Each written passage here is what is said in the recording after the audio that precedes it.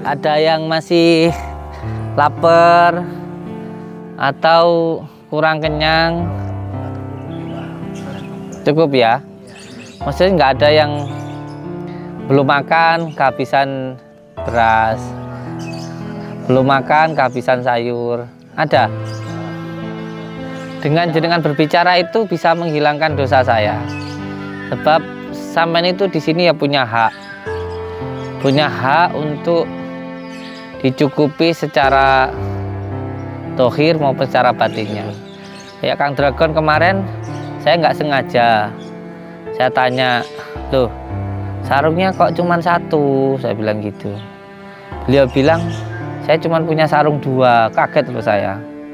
Jadi kalau satu dicuci, satu dipakai, satu dicuci, saya dipakai. Akhirnya tak ambilin sarung di lemari saya. Termasuk ada lagi kemarin ini ya, yang bilang nggak punya sarung ya. Nah kayak gitu kan, saya berdosa. Seseorang, diri saya sendiri, kok hanya meminta hak panjenengan di sini untuk ngaji, panjenengan di sini untuk sholat, tapi makannya aja keleleran. Gimana mau fokus ngaji kalau perutnya kelaparan? Belum kalau sakit, siapa yang dosa? Sedangkan saya menerima santri itu sudah menerima secara lahir batinnya, sudah menerima panjenengan sebagai anak saya untuk saya rawat, untuk saya asuh. Jadi semuanya akan tetap kembali kepada diri kita sendiri, karena apapun yang diperintahkan Allah itu yang terbaik untuk diri kita, dan apapun yang dilarang Allah itu adalah yang buruk untuk diri kita. Maka lakukan semuanya dari dalam hati. Di tempat ini sampai melayani tamu bukan karena Samsudin, bukan karena sampai disuruh sama Abah, tapi benar-benar dari dalam hati ingin mencari ridha Allah Subhanahu wa Ta'ala. Dengan panjenengan memuliakan tamu-tamu yang datang, panjenengan juga pasti akan dimuliakan oleh Allah Subhanahu wa Ta'ala.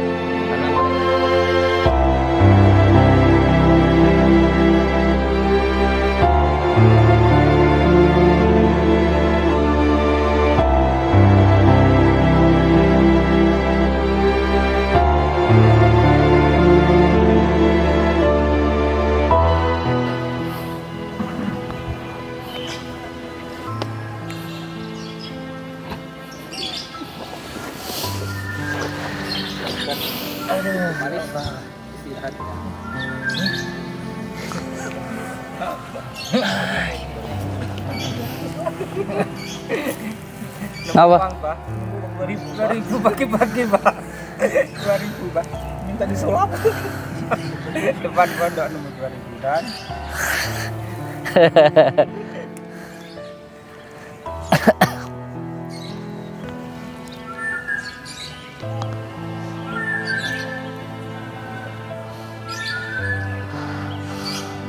yang lainnya masih ngaji.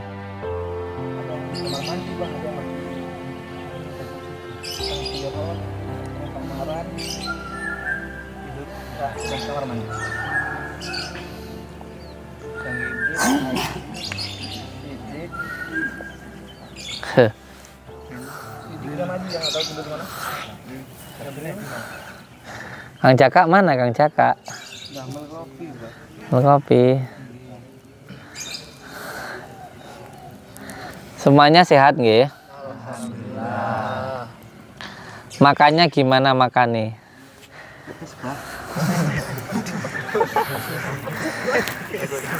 Ada yang masih lapar atau kurang kenyang? Alhamdulillah tercukupi, Pak. Cukup ya?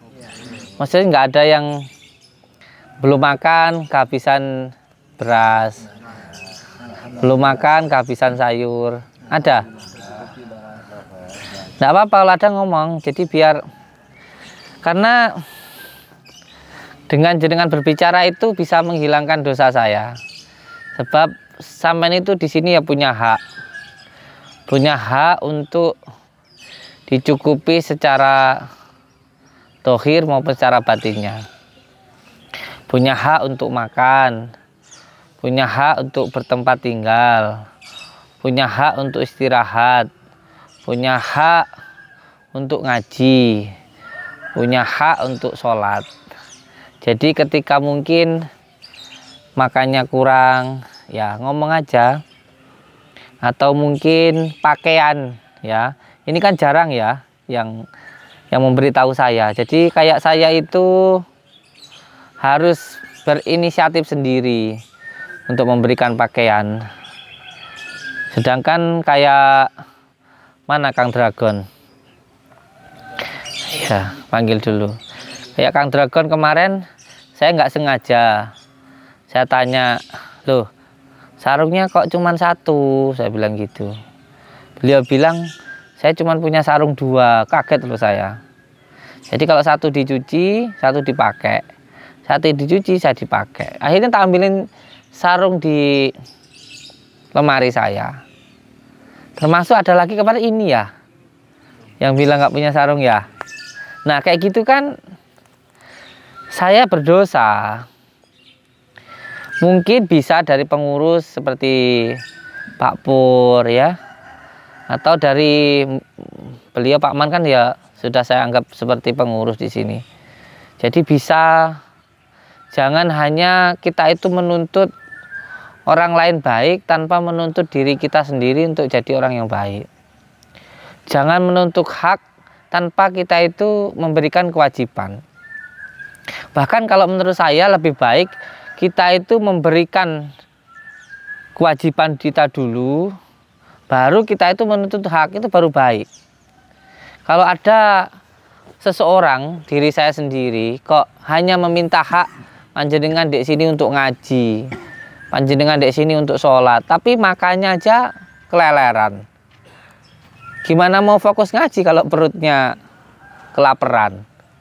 Belum kalau sakit, siapa yang dosa? Sedangkan saya menerima santri itu sudah menerima secara lahir batinnya, sudah menerima panjenengan sebagai anak saya untuk saya rawat, untuk saya asuh. Dan saya tidak pernah meminta apapun dari panjenengan, dalam arti panjenengan di sini itu saya anggap sebagai babu saya atau pembantu saya. Bahkan ini ya, Jaka ini adalah santri kinasi saya ya. Bisa dikatakan adalah santri kesayangan saya. Yang saya sebelum meminta apapun dia sudah tahu. Saya mau minta degan sudah disiapkan. Saya mau tidur sudah dipijiti. Saya mau kopi sudah disediain nongol-anaknya. Tapi kenapa ini mau saya kirim ke Lirboyo? Karena saya untuk menghilangkan, untuk membunuh, untuk melawan sifat-sifat ketamaan saya ini loh. Yang selalu dilayani. Ini sebenarnya ya sedikit ada perasaan, wah ini nanti kalau Jaka ke pondok yang ngurus saya siapa? Gitu. Yang ya gimana setiap subuh dia mijitin saya. Saya belum bangun sudah mijitin saya. Bahkan sampai makan aja yang nyiapin ya beliau ini. Cuman saya nggak mau sifat ketergantungan saya ini menjadikan diri saya menjadi seseorang yang tamak. Terus akhirnya apa ya, dengan sangat terpaksa saya harus ngirim beliau ke Pondok Lirboyo. Ini Sawal nanti berangkat dari sana lama. Mungkin 3 tahun sampai 5 tahun. Kenapa yang saya kirim nggak yang lain aja, Ajam kayak siapa gitu? Kenapa yang malah yang paling dekat dengan saya yang saya kirim? Karena saya nggak mau diri saya sendiri terbebani dengan sifat-sifat ketamaan saya. Yang pengen dilayani dan lain sebagainya itu nanti bisa menghilangkan niat utama saya. Dan yang jelas panjenengan semua di sini itu sebagai anak saya, tidak ada yang jadi pembantu dan lain sebagainya. Tugasnya ya hanya ngaji dan sholat itu saja. Dan kalaupun masalah menerima tamu, itu kayak orang baju merah itu, Masya Allah. Kita itu diuji dengan orang-orang yang seperti ini loh. Coba bayangkan, saya lagi ruqyah tiba-tiba saya minta duit. Kayak gitu lagi. Lah kayak gitu loh, tadi ada dukun itu yang tadi kesini bawa golok. Lah kok bilang sama dukunya, "Oh, bener kemarin aku aslinya nggak seneng karo wong kuwi lho." Iki piye to kuwi? Iki piye to iki? Orang-orang kayak gini loh. Ya lho, kayak lho. Tadi pas saya jalan lah mau habis salat subuh, saya mau ke tempatnya Sultan. Di jalan bengok-bengok, he. Aku ning kene wis sewengi.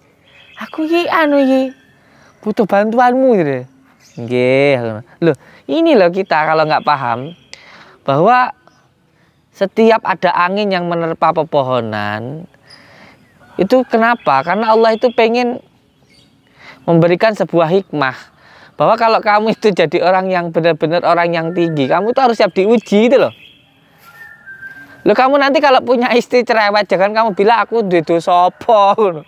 Aja kowe lek pas dinyek uang kowe ngomong, aku duwe dosa apa to mbek wong kae iki kok aku dinyek uang. Kamu tuh nggak ngerti. Kalau setiap apapun yang Allah berikan, apapun yang Allah berikan itu yang terbaik untuk diri, itu tuh menguji kita. Apakah karena Allah, apa hanya karena manusia? Kalau karena manusia selesai kamu. Di dunia ini kalau semua hal hanya kamu sandarkan kepada dunia, kamu pasti akan kecewa. Pasti akan kecewa. Purnama ini loh, sudah pernah megang pondok, sudah pernah itu. Ya di sini ini sekarang mantepnya. Karena semuanya itu akan diuji, ya. Dan kalau kamu jangan sampai bersandar kepada dunia, kamu bersandar ke anakmu ya, ke istrimu, ke orang tuamu, apalagi sampai ke jabatanmu, kedudukanmu. Mana aku itu apa seneng tak diarani kiai apa seneng ora blas. Kalau saya seneng panggil kiai, saya sudah bikin pondok pesantren dari dulu. Saya bikinnya Padepokan, anak universal. Contoh sampean baik ke orang tua, ya. Kalau sandarannya baik hanya karena orang tua. Terus kalau orang tua pikun gimana? Sudah dikasih makan katanya belum. Apa kamu nggak kecewa? Pasti kamu kecewa. Apalagi kalau cuma karena anak atau karena istri. Nggak bisa kamu jadi patokan untuk kamu berbuat baik itu. Apalagi ke tetangga, ke saudara, nggak bisa. Sandarannya harus kepada Allah Subhanahu Wa Taala. Yang penting gini nak, ini pegang nak kata abahmu ini. Kebaikan itu bagaikan menanam dan maksiat itu adalah hutang. Pegang dalam hidupmu. Kebaikan itu adalah tanaman. Nggak panen sekarang, besok, nggak besok nanti, nggak sekarang nanti, sudah hidup maupun sudah mati, bahkan ke anak cucumu. Saya tidak pernah ngaji, tapi ayah saya demi Allah mondok berapa tahun, beliau nggak jadi kiai, saya nggak pernah ngaji jadi kiai. Dipanggil kiai punya pondok pesantren, itu barokah dari ayah saya. Saya mondok berapa tahun aja di Paron, nggak jadi kiai, cuma guru ngaji. Lepas jenengan juga seperti itu. Sampai sekarang ngaji dan lain sebagainya, mungkin sekarang enggak, anaknya nanti bisa, atau bahkan nanti sampai sudah meninggal dunia, banyak barokahnya terus mengalir dari apa yang saya mengerjakan ini. Amin. Maka yang penting yang ingin saya sampaikan sekarang ini bahwa apapun yang saya melakukan, niatkan untuk menanam dan mencari ridha Allah Subhanahu Wa Taala. Tempat ini adalah tempatnya jenengan, ini rumah-rumah jenengan. Saya berharap panjenengan bisa benar-benar menjadi orang yang memuliakan orang lain. Karena dengan memuliakan orang lain, hidup panjenengan pasti mulia. Sampeyan tuh kudu ngerti, abahmu nggak pakai sandal, iki orang gue gaya-gayaan, iki ada ilmu nih. Orang sujud, kepala menunduk di tanah, kepala menempel di tanah itu biar belajar wataknya tanah. Tanah itu sabar, ya. Walaupun dikasih kotoran tetap memberikan kebaikan. Dan kalau kita memuliakan orang lain, kita pasti akan mulia. Jadi berikanlah apa yang kita inginkan, maka kita nanti akan mendapatkan apa yang kita harapkan. Sama lah pengen dihormati uang, hormatannya orang lain dulu. Panjenengan itu kalau pengen disayangi istri, gak usah ngomong aja, geger kemalan. Lebih baik kamu tuh sayang dulu sama istri gitu loh.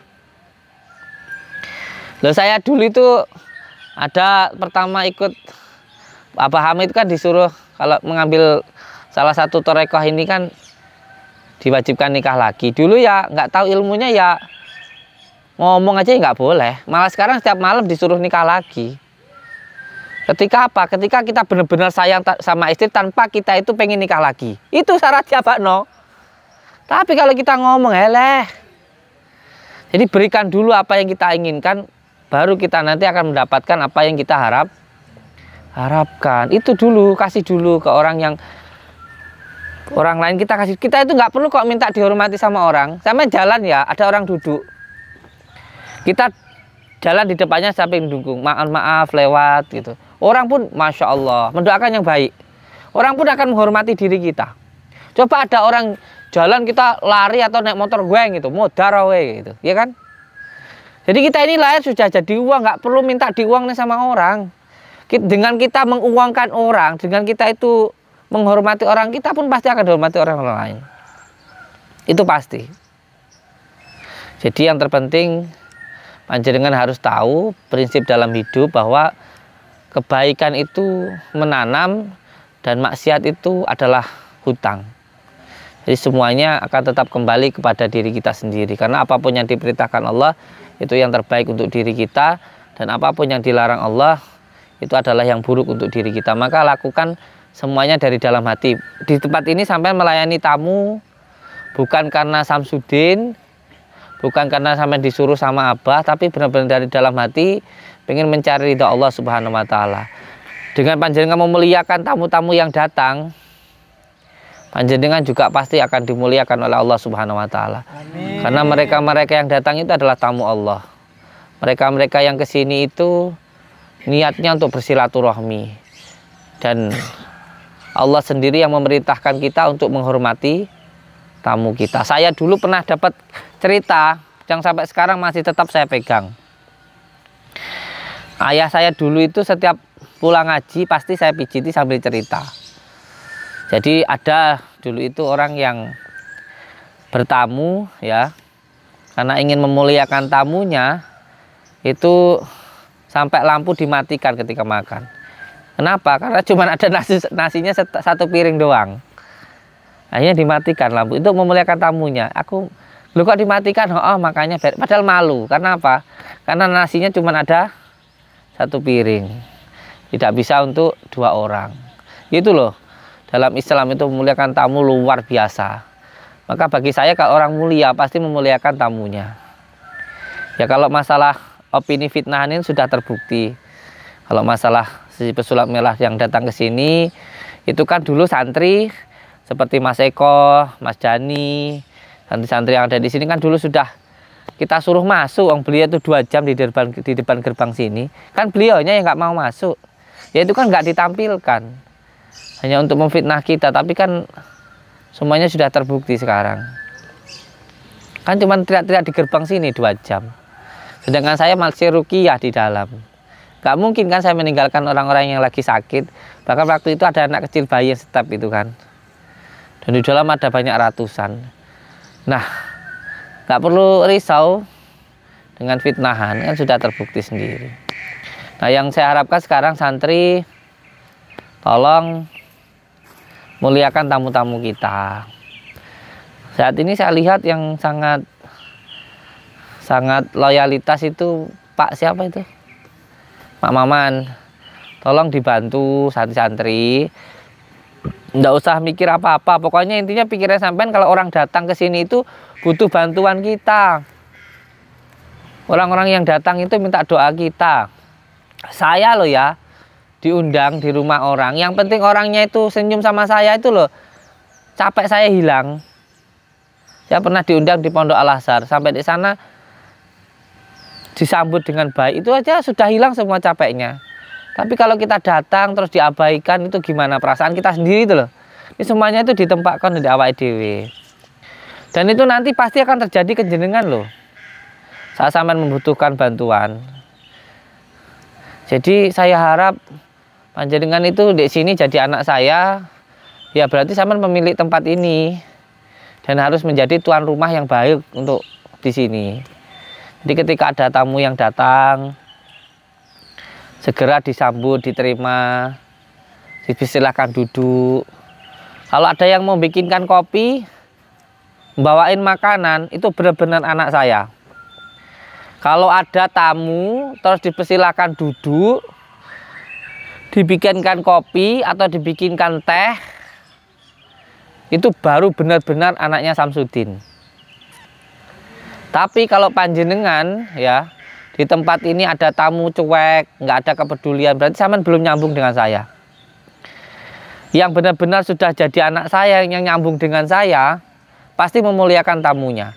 Nggak peduli orang itu kaya, miskin, jelek, tua, bau, dan sebagainya. Pokoknya kalau ada orang, tamu, kok di dalam hati panjenengan itu memuliakan tamu itu, berarti panjenengan orang yang mulia. Tapi kalau ada tamu kok sampean itu ngepehno, ngenyek, berarti sampean itu orang hina. Pegang kata-kata saya. Tekono nang atimu dhewe. Kalau ada tamu kok mbok jarno, orang mbok gape, kok kowe ngenyek, berarti kamu itu orang hina. Hanya orang hina yang menghina orang lain. Saya katakan, hanya orang hina yang akan menghina orang lain. Tidak mungkin demi Allah, demi Rasulullah. Jika hatinya mahabbah menyambung kepada baginda Rasulullah, hatinya mulia, dia tidak akan menghina orang lain. Sehina-hinanya dia. Selama hatinya itu ada kemuliaan, dia tidak akan pernah menghina orang lain. Hanya orang hina yang menghina orang lain. Dan hanya orang mulia yang akan memuliakan orang lain. Karena ada kemuliaan di dalam hatinya. Jadi tanya nang hatimu dewe. Kalau kamu ada orang kamu itu ngerasa kamu itu mulia, berarti kamu hina. Tapi kalau ada orang kamu itu merasa hina, berarti kamu itu mulia. Sapa wonge sing ngrasa awake dhewe iki ino, berarti dia mulia. Tapi siapa orang yang merasa dirinya mulia, sejatinya dia itu orang hina. Dan itu bisa dilihat dari sikap kita terhadap tamu-tamu kita di sini, terhadap orang lain. Makanya seperti Kang Dragon itu yang suka bersih-bersih, saya anggap beliau nyambung dengan saya. Karena dalam hal bil hikmah, memuliakan tamu itu juga menyediakan, kalau orang Jawa itu yang pertama adalah lungguh, suguh, dan gupuh. Jadi menyediakan tempatnya, ada tamu itu gendang gupuh disambut. Ya, yaitu 4S di pondok kita itu. Yang pertama senyum, yang kedua cepat disalami, yang ketiga cepat disapa, yang keempat disediakan duduk atau santun, dikasih tahu tempatnya. Ayo monggo Bu, itu pendaftarannya di sana. Ibu mau rukyah gratis masal jam 3 sampai jam 4. Nanti kalau mau konsultasi malam, kalau mau penanganan khusus dengan media kambing atau madu kunyit juga ada. Itu silakan duduk di sana, bikinin kopi kayak gitu. Wah, saya nggak punya uang, nggak apa-apa Bu, rukyahnya di sini pakai air gratis gitu ya. Saya harap semuanya bisa melakukan dengan sebaik-baiknya dari dalam hati, dan semoga sampean mulia di dunia dan di akhirat. Amin. Selamat dunia dan akhirat. Amin. Dan panjenengan juga bisa bermanfaat untuk umat. Amin ya robbal alamin. Saya ucapkan terima kasih.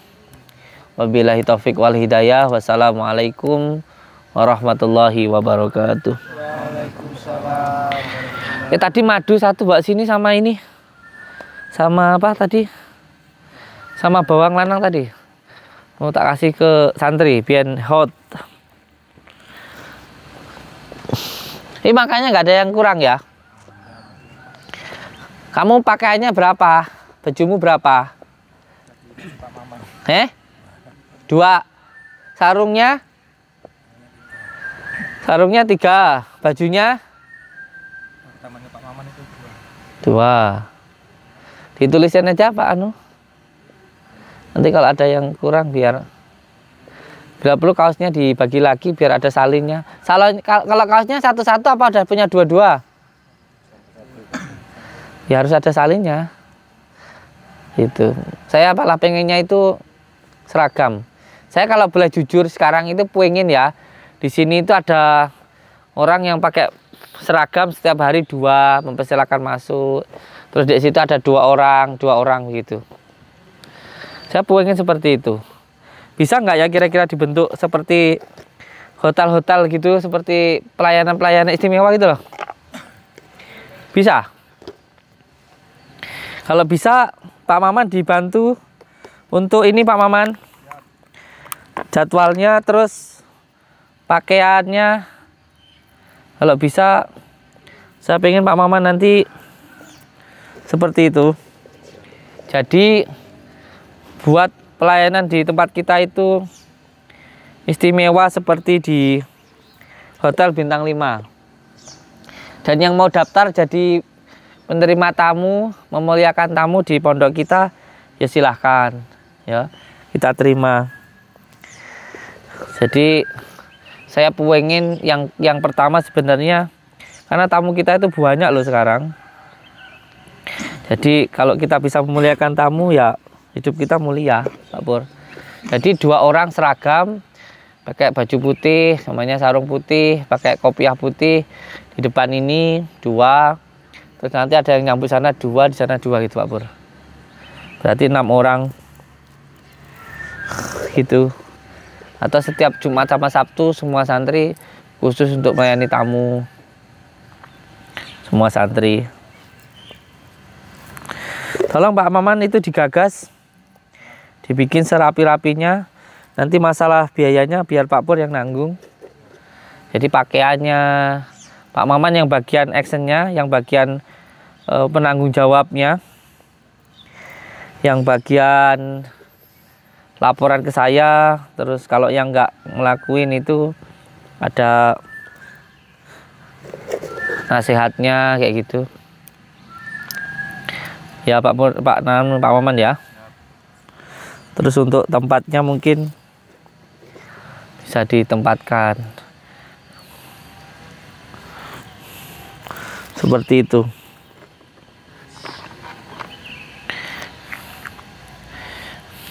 Mulai kapan diatur untuk ini, untuk penerima tamu? Mungkin bisa segera ya.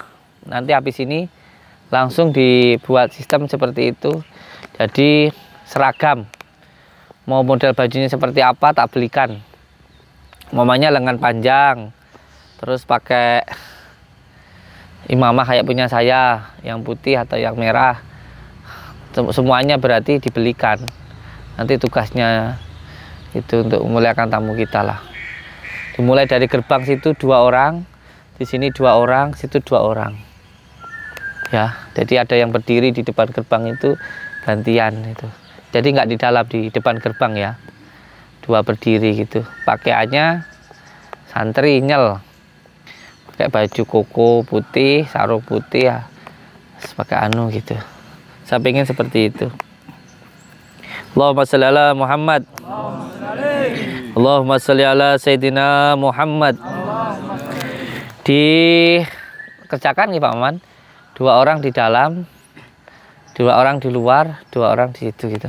Dan bagi yang mau daftar, yang mau jadi ini apa penerima tamu monggo. Tapi ya capek yo. Diri ya. Duduk ya nggak apa-apa di sana. Mulai menerima tamu jam berapa? Ya kalau bisa sih ya pagi, nanti gantian siang siapa gitu. Ya, kemarin saya pengennya sih masih ada standby. Saya pengen jemanya jam 7, jam 8, 9, 10, 11, 12 nanti ganti di orang depan. Terus jam 12 nanti ganti lagi kayak gitu. Ya. mau ditata aja Pak. Anak-anak. Karena suka anak-anak kecil nggak mau ditata. Kalau ini aja, sampean bikin daftar kasih ke saya, terus nanti siapa yang nggak mau, sampean laporan ke saya gitu aja, kan simple gitu. Saya yakin anak-anak itu mau, cuman karena saya yang belum nyuruh, jadi masih kayak siapa kamu itu gitu. Nah, coba Pak Maman sini deh. Nah sekarang Pak Maman sudah tak tunjuk ya. Pak Maman sudah tak tunjuk untuk kalau semuanya gini Pak Maman, kalau semuanya kayak Kang Ahmad, mungkin boleh dibukanya tidak mau, tapi karena punya tugas yang lain. Kayak contoh, beliau memang bagian apa namanya packing, jadi pasti nggak bisa. Nanti kalau berarti melawan perintah saya, kan nggak mungkin. Kang Ahmad siapa yang jaga di depan? Ya mungkin Kang Maman, saya ditugasi sama Abah, saya tak laporan dulu gitu aja, bisa jawab gitu ya sayang ya. Cuman kayak Kang ini, Bapak ini belak sedepannya Kang Ahmad. Oh, Kang Johan semuanya disuruh ya tentu nggak bisa. Tapi kalau kayak semuanya beliau ini, terus Kang Dadang, terus siapa ya pasti bisa, karena memang nggak punya tugas khusus dari saya. Yang bantu-bantu saya di online ya pasti nggak bisa. Itu ya Kang Maman ya, semuanya bisa dimusyawarahkan, dan saya yakin anak-anak saya itu nggak ada yang nolak, hanya mungkin komunikasinya saja yang kurang. Ya namanya pengurus, kita kan belum diterangkan itu. Diminum muter manis, nanti bikin aja jadwalnya gitu. Oke, yang penting sebenarnya nggak apa-apa diminum aja.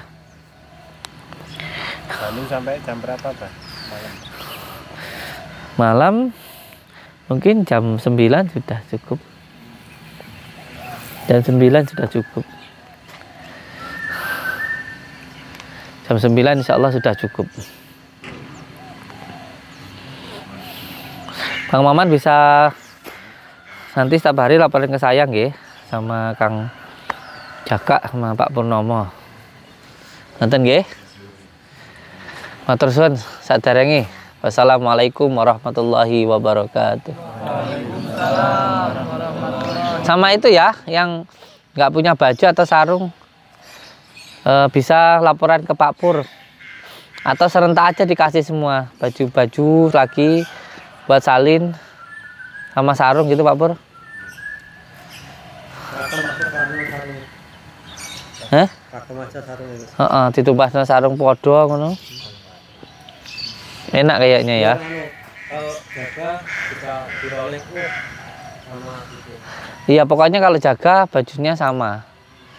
Ya wes, sekarang kita pikirkan untuk sarung dulu yang sama, baju lengan panjang sama, kopiah yang sama. Apakah seperti kayak punya saya yang imamah atau belangkon, bajunya putih atau apa, 2, sarungnya 2.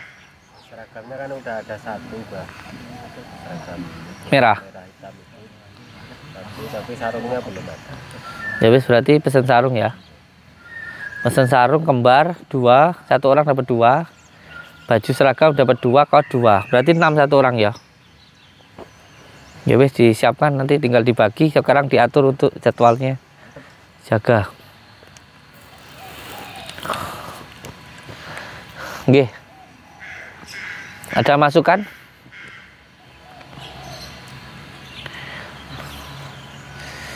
Nanti ini ya di gerbang depan ya. Di gerbang depan. Sama nanti ada yang di sini, sama di sini. Rame-rame pun sebenarnya enggak apa-apa. Jadi kayak semuanya pas lagi nggak jaga, pengen jaga ya enggak apa-apa. Jadi nggak harus selalu mengandalkan yang itu. Kalau semuanya itu malah Mengajukan, Pak. Ini kopi katanya sering kosong, Pak. Kadang-kadang mau menyediakan buat tamu tuh nggak ada. itu bisa sama Pak Pur. Jadi sebenarnya kalau kopi itu turah-turah ya.